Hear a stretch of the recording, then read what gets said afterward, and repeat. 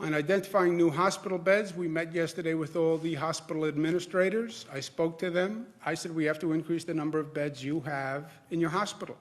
We're going to waive all the Department of Health regulations for the time being. Department of Health says how many beds you can have in a room, the space between the beds, all good regulations, by the way. But waive them so we can get more beds into existing hospitals.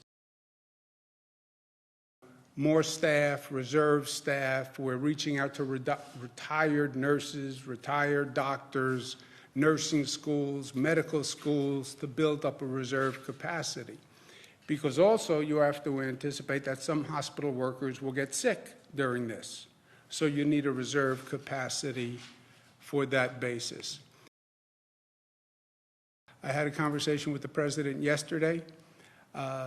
It was an open and honest conversation. We've always had a very good dialogue. Even when we don't agree, we've always had a very good dialogue. But the President and I agreed yesterday, look, we're fighting the same war, and this is a war, and we're in the same trench. And I have your back, you have my back, and we're going to do everything we can for the people of the state of New York. And the President agreed to that, and I agreed to that, and his actions demonstrate that he is doing that.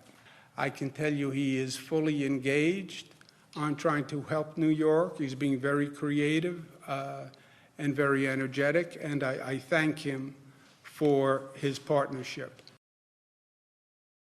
The President I spoke to this morning, he's going to be making arrangements to send up this hospital ship, which is called the U.S. Comfort.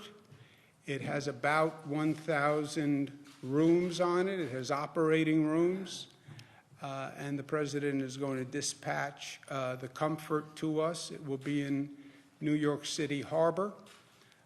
This will be, it's an extraordinary step, obviously, but it will, it's literally a floating hospital, which will add capacity, and the President said that he would dispatch that immediately. The President also spoke about the mobile hospitals that the federal government has and where we could set up mobile hospitals where they come in with a mobile hospital that has a capacity of 200 people, 250 people.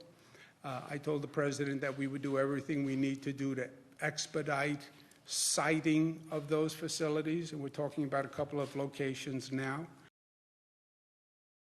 Today, we are announcing a mandatory statewide requirement that no business can have more than 50% of their workforce report to work outside of their home. No more than 50% of the workforce can report for work outside of the home. That is a mandatory requirement. I'm going to do that by executive order, and that is statewide.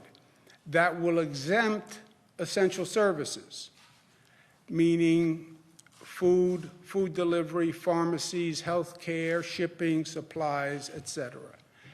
Society has to function.